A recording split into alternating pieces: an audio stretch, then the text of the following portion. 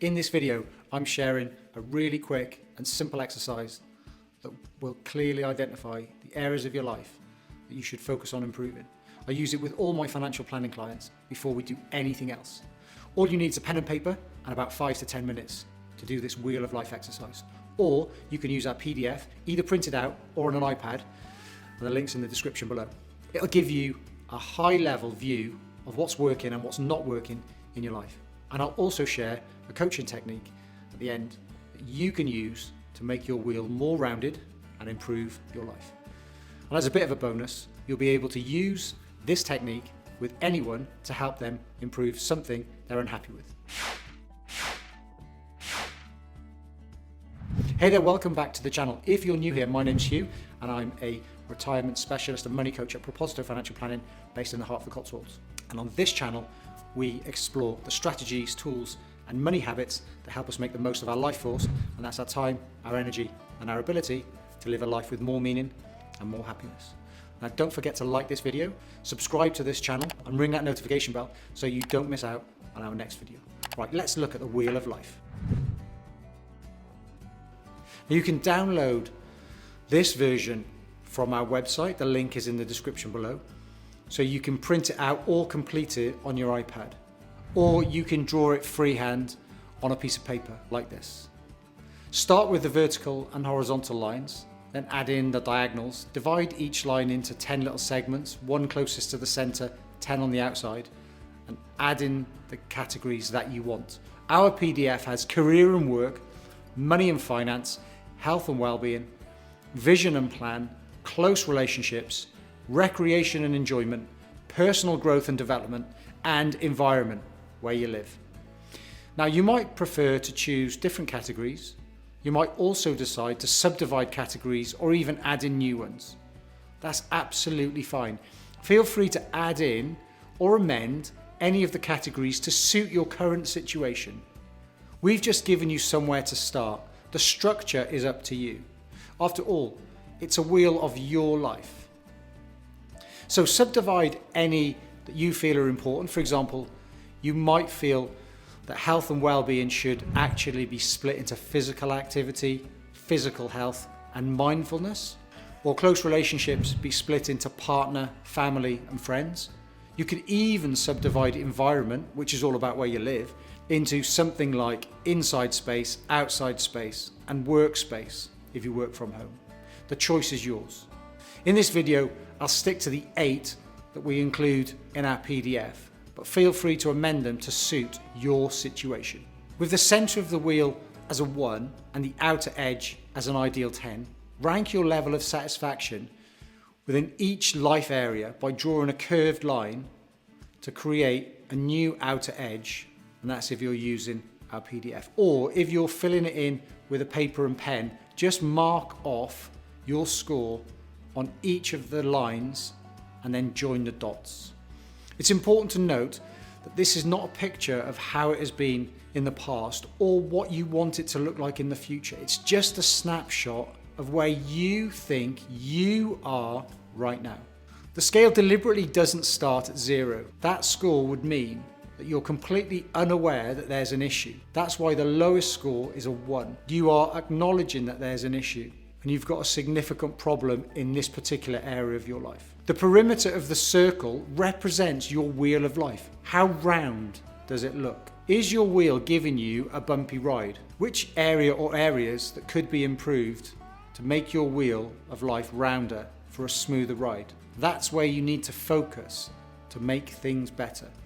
The aim is to move the perimeter outwards over time to make the wheel rounder and your ride smoother. If you've got more than one area that needs improvement, you need to answer this question. What's the one area that you could improve that will have the biggest impact on your life? That's the one you should focus on first. Now, thinking about that area you're looking to improve, and answer these questions. Now, you'll need to pause the video after some of them so you've got time to write down your answers. Now, this is an important step. You might think you know the answers in your head, but it's not until you're forced to bring them out of your head and drop them into the world by writing them down that you will get them in any sort of order.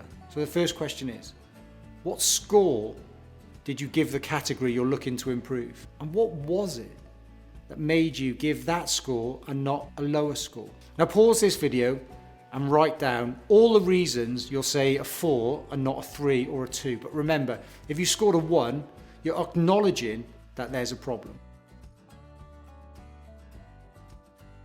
Now that you've written down what made you give that score and not a lower score, it's time for the next question. What score would you like to achieve in that area of your life for a smoother wheel? For someone, it might be a 9 or a 10. For others, a 7 or 8 might be good enough. Write down your target score. And then the next question is, what can you do to move your score up by one single notch? Pause the video and make a list of all the actions that you could do. And here's the final question.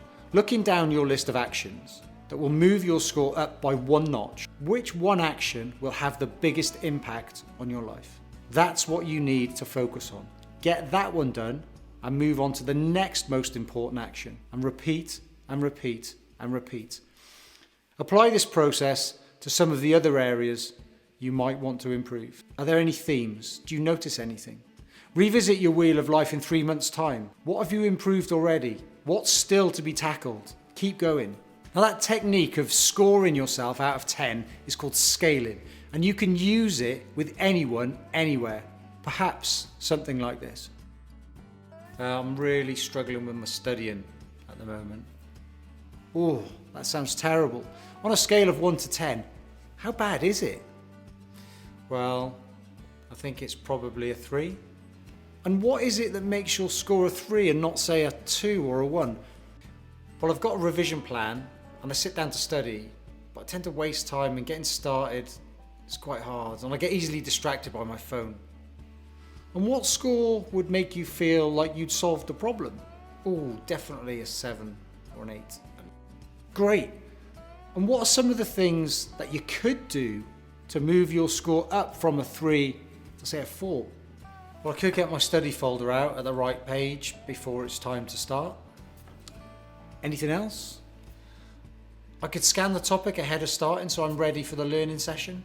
Anything else? I could put my phone in another room so it's out of the way and not a distraction. Anything else? No, I don't think so. I think that's it.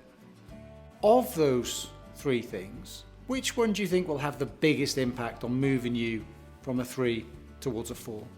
Put my phone in another room so it's out of the way and not a distraction.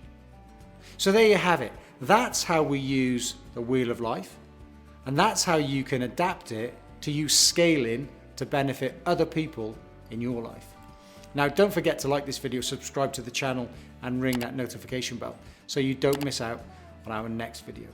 Let me know in the comments what categories you added and which areas of your life you're working on at the moment. And if you like this video, I think you'll love this one about using the Pomodoro technique to create a laser focus in your productivity. And here is a selection of our favorite videos from our 444 series.